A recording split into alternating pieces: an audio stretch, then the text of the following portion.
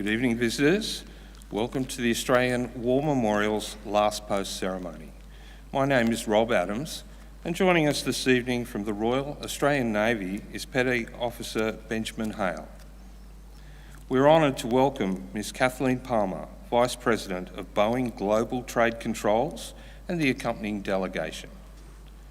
As always, we welcome the veterans who have served, those that are still serving, and the families that love and support them. The live stream of this ceremony is made possible by the Returned and Services League of Australia and the RSL and Services Clubs Association.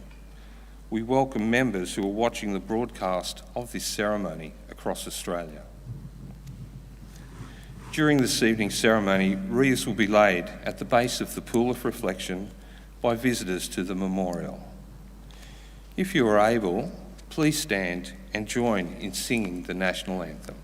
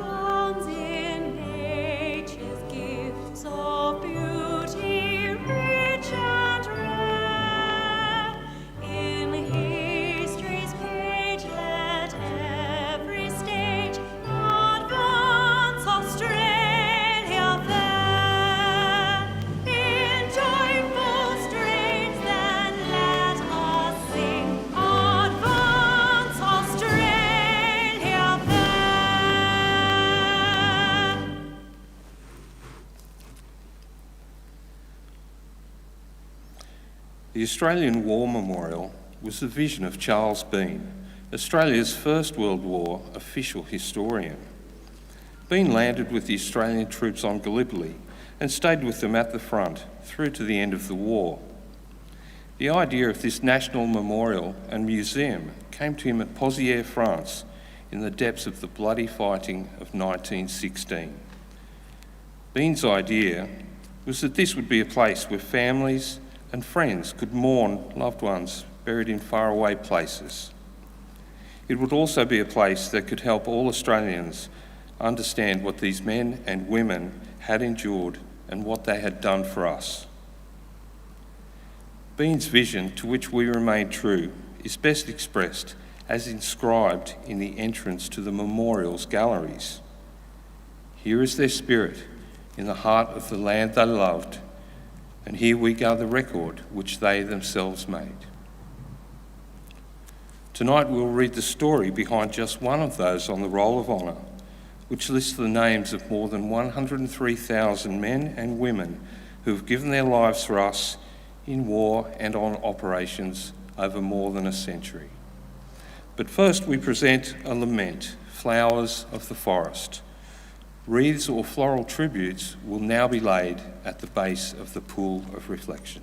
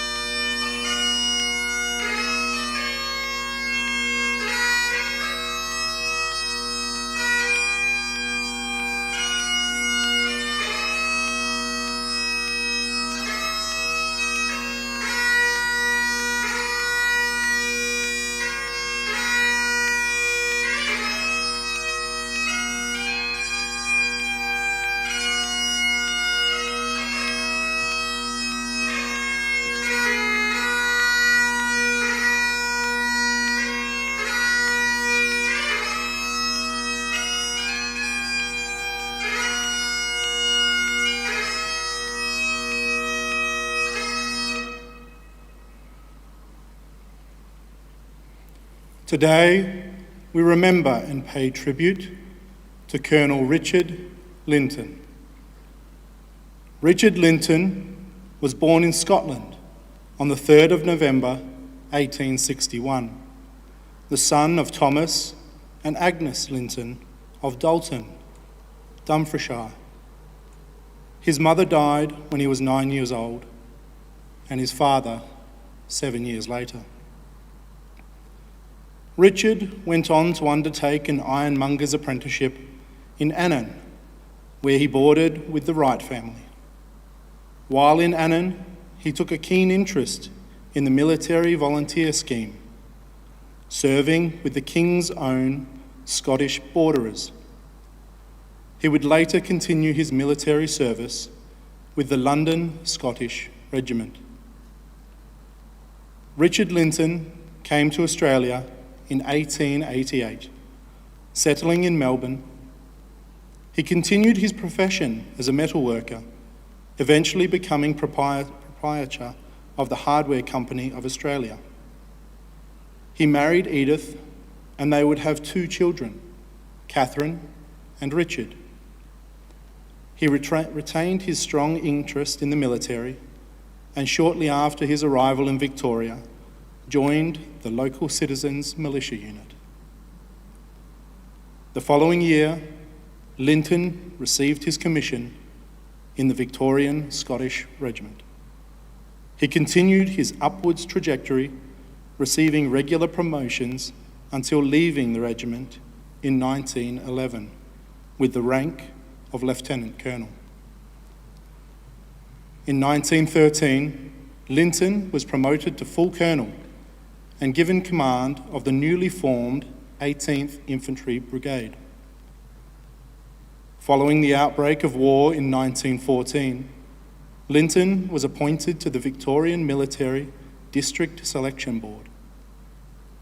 Early the following year, when the 6th Brigade was raised to join the Australian Imperial Force, he was given the position of Commanding Officer. The Melbourne Age reported that the appointment of Colonel Richard Linton to one of the new commands will occasion no great surprise in Victoria. He is an able and experienced officer whose claims could not very well have been overlooked. According to the Age, this made him the tallest brigadier in the Commonwealth. He is over 6 feet in height and possesses a magnificent physique. Linton oversaw the training of the 6th Brigade, which left Australia for active service overseas in June 1915. The formation was first sent to Egypt, where it continued training in preparation to join the Anzac Force on the Gallipoli Peninsula. On the 29th of August, Colonel Richard Linton and the headquarters staff of the 6th Infantry Brigade, along with the commanding officer, headquarters staff, and some of the men of the 2nd Australian Division, began to board the troop ship Southland, bound for the island of Lemnos. 3 days later, they were 40 miles from the island, which would be the staging point for their departure to Gallipoli. At 9:45 a.m. on the 2nd of September 1915, a torpedo from an enemy submarine struck the Southland, with only a second narrowly missing it. Some men were killed by the torpedo blast, but most were on deck preparing for morning drill. As a result, although the ship began to sink, good order was maintained, and the men waited patiently for the boats to be launched. Nevertheless, the ship was listing sharply, and some of the boats overturned as they were let down the side, including that carrying Colonel Linton. He and others landed in the water.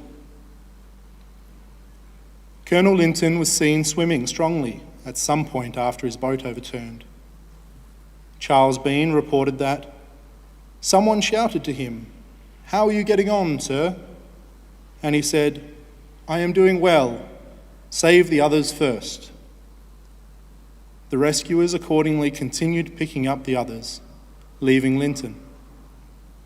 Though he was a strong swimmer, he was almost the last picked up. And when taken from the water, he was alive, but much exhausted.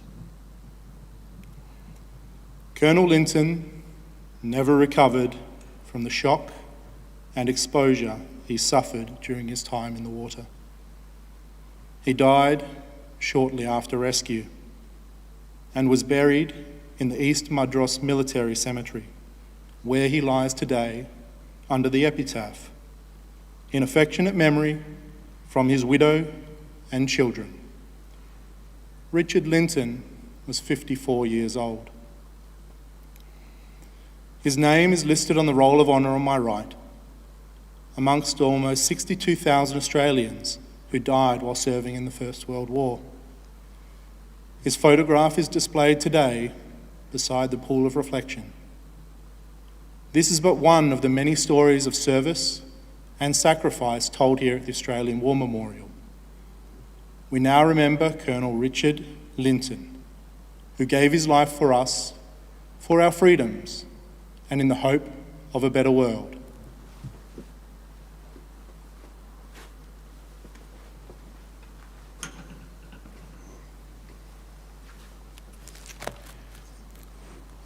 If you are able, please stand for the reading of the ode and the sounding of the last post.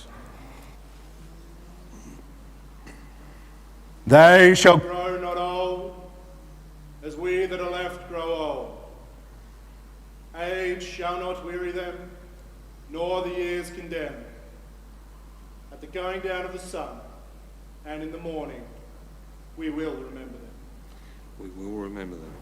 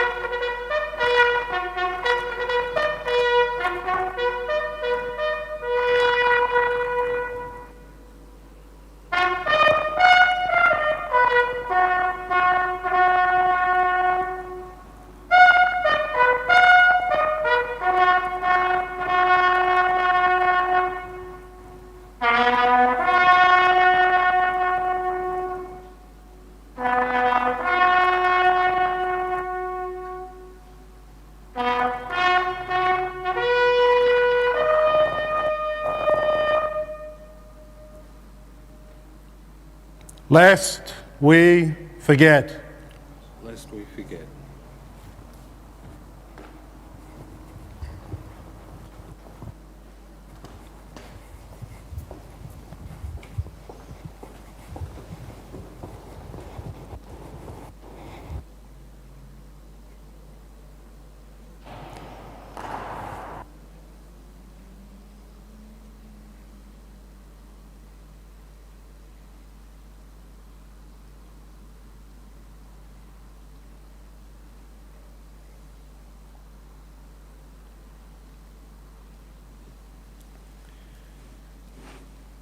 We leave you this evening with the words of the memorial's founder, Charles Bean. Many a man lying out there at Poziere or in the low scrub at Gallipoli, with his poor, tired senses barely working through the fever of his brain, has thought in his last moments, well, it's over. But in Australia, they will be proud of this. Ladies and gentlemen, girls and boys, that concludes the last post ceremony. On behalf of the Director, staff and volunteers, we thank you for visiting the Australian War Memorial today and for your continued support of the Memorials Development Project. We wish you all a very pleasant evening. Thank you.